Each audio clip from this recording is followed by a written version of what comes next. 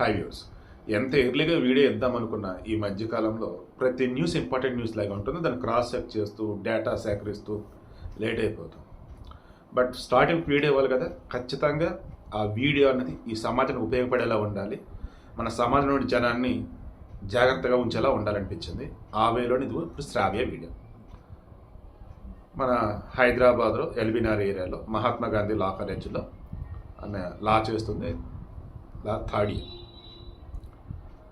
మోసరాంబాగ్ దగ్గర ఒక senior advocate దగ్గర 1.5 year నుంచి అసిస్టెంట్ కూడా చేస్తుంది. ఒక రకంగా అడ్వకేట్ దగ్గర ట్రైనింగ్ అన్నట్టు అనుకోవచ్చు, నేర్చుకోవటం అన్నట్టు, అప్రెంటిస్ కూడా అన్నట్టు. అక్కడే నవీన్ అనే ఒక అతను ఒక ఎడ్యుకేషన్ కన్సల్టెన్సీ ఉంది. ఆ ఎడ్యుకేషన్ కన్సల్టెన్సీలో పార్ట్ టైంగా చేస్తుంది 3 నెలలుగా.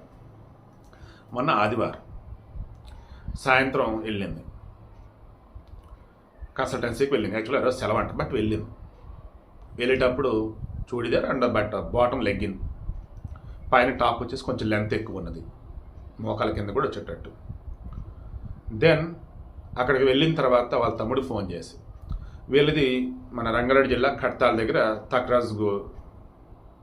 తక్రాజ్గూడ తండా, కడ్తాల్ దగ్గర అనుకోండి. ఓకే, వారికి వాళ్ళ అమ్మ నాన్న నార్మల్గా వ్యవసాయం, ఊర్లో ఏదైనా చిన్న చిన్న పనులు లాంటివి. వాళ్ళకి 3 పిల్లలు. పెద్ద అమ్మాయి శ్రావ్య, 2వ అమ్మాయి శృతి, మూడో పిల్లడు వచ్చేసి తమ్ముడు సాయికిరణ్. సరే, వాళ్ళ తమ్ముడు ఫోన్ చేశారు, తమ్ముడు డబ్బులు కావాలి అర్జెంట్గా, ఒక 20,000 పంపురంటే ఆన్లైన్ ట్రాన్స్ఫర్ చేశాడు. ఓకే, ఆ తర్వాత ఎందుకు ఏంటనో లేదన్నప్పుడు నార్మల్ మాట్లాడదామని మళ్ళీ ఫోన్ చేస్తే ఫోన్ కలవట్ల, మరలా ట్రై చేస్తే కలవట్ల. భయం వేసింది వీళ్ళకి.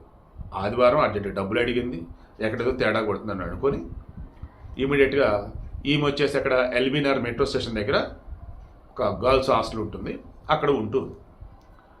ఈమెతో పాటు శిరీష్ అనే ఆమె ఉంటుంది. కాబట్టి ఫోన్ చేసి, అక్క ఏమైంది, మా అక్క ఫోన్ లిఫ్ట్ చేసి, ఫోన్ స్విచ్ ఆఫ్ వస్తుంది, బట్ ఇలా అడిగింది, సండే రోజు బయటికి ఏంటి అని చెప్పేసి డౌట్ శిరీష్ అని చెప్తే, శిరీష్ కూడా అక్కడ తేడాగా ఉండి తన ఫ్రెండ్ సోనీకి చెప్పింది. సోనీ వచ్చేసి తన ఫ్రెండ్ కార్తీక్ని తీసుకొని వీళ్ళు ఆ కన్సల్టెన్సీ ఎక్కడైతే ఉంటుందో మోసరాంబాగ్ అక్కడికి వెళ్ళారు.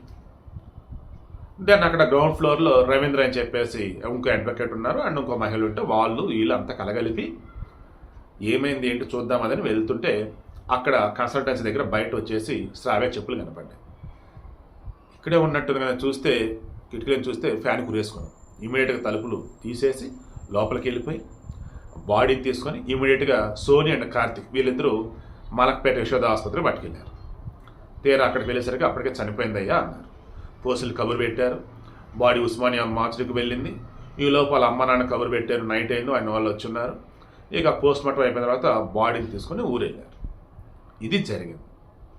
ఇప్పుడు వాళ్ళ పేరెంట్స్ ఏమంటున్నారంటే, రూమ్లో ఉన్న ఆనవాళ్ళు మొత్తం చెక్ చేస్తే ఫస్ట్ థింగ్ ఒంటి మీద లెగ్గిన్తో వెళ్ళింది, బట్ లెగ్గిన్ లేదు.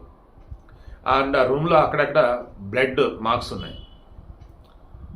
అంటే మా అమ్మాయిని రేప్ చేసి తర్వాత చంపారని వాళ్ళు అంటున్నారు. ఇంకొంతమంది వచ్చేసి గొడవ ఏదైనా అయ్యి ఉండొచ్చు, ఇంకా అలా కొట్టి చంపి ఉండొచ్చు అని అంటున్నారు. లేదు, ఏదైనా గొడవ అయితే వాళ్ళు ఆ కన్సల్టెన్సీలో ఏదైనా ప్రాబ్లం అయితే నీ వాళ్ళే అని చెప్పేసి ఆమెను కొట్టేసి వాళ్ళు వెళ్ళిపోయి ఉండొచ్చు, ఇంకా ఆ బాధలో ఆమె మురేసుకొని ఉండొచ్చు అని ఇంకొంతమంది. సో నిజాలు ఏంటి తెలియకుండా నేనైతే ఏం చెప్పను. బట్ ఈ మీద మాత్రం ఆత్మహత్య కాదేమని నాకైతే అనిపిస్తుంది, హత్యనే అనిపిస్తుంది. ఇక రేప్ జరిగిందా లేదా ఈ విచారణలో తెలియాలి. ఇక సోనీ అండ్ కార్తీక్ అయితే ఆమెను ఆసుపత్రికి తీసుకెళ్ళింది, వారిని విచారిస్తున్నారు. అండ్ కన్సల్టెన్సీ నవీన్ అనే అతను, నవీన్కు ఫ్రెండ్ ఉన్నాడు విజయ్ అని. ఆ నవీన్ విజయ్ని ఆల్రెడీ అదుపులోకి తీసుకున్నారు. ఏ కన్సల్టెన్సీలో అయితే ఈమె చనిపోయిందో ఆ కన్సల్టెన్సీ నడిపే వాళ్ళు ఎవరైతే ఉన్నారో వారిని అదుపులోకి తీసుకున్నారు. ఈ అమ్మాయిని చూసి ఆసుపత్రికి తీసుకెళ్ళింది ఎవరైతే ఉన్నారో వారిని విచారిస్తున్నారు. వీరు వచ్చేసి క్యాష్ సుగాలి అంటారు కదా, ఎస్టీ నాయకులు, వారంతా కూడా ఇప్పుడు ఏకమై మా అమ్మాయికి న్యాయం చేయాలి, ఆల్రెడీ చనిపోయిన కుటుంబానికి న్యాయం చేయాలి అంటే వారిని ఎన్కౌంటర్ చేయడానికి కొంతమంది, ఈమెది ఆత్మహత్య కాదు దారుణంగా చంపారు అని చెప్పేసి కొంతమంది, చంపడానికి ముందు రేప్ చేసి చంపారని చెప్పేసి ఇంకొంతమంది మాట్లాడుతున్నారు. నిజాలు ఏంటన్నవి విచారణలో తేలుతాయి. ఈవిడ మెయిన్ ఇంటెన్షన్ దయచేసి గుర్తుంచుకోండి, మీరు ఆడవారు సింగిల్గా ఎక్కడ పడితే అక్కడికి వెళ్ళకండి. అండ్ ఏమాత్రం అక్కడ తేడాగా ఉందంటే ఇమీడియట్గా అలర్ట్ అయ్యి జాగ్రత్తగా 100 ఫోన్ చేసి బయటకు వచ్చేసండి. అండ్ ఒకవేళ ఆత్మహత్యగా నాకు అనుకున్నట్టయితే కలలో కూడా ఆత్మహత్య ఆలోచన రానివ్వకండి. బట్ ఆత్మహత్య కాదు, హత్యని నాకు అనిపిస్తుంది. అదుపులోకి తీసుకున్నారు కాబట్టి విచారణ చేశాక నిజాలు తెలుస్తాయి.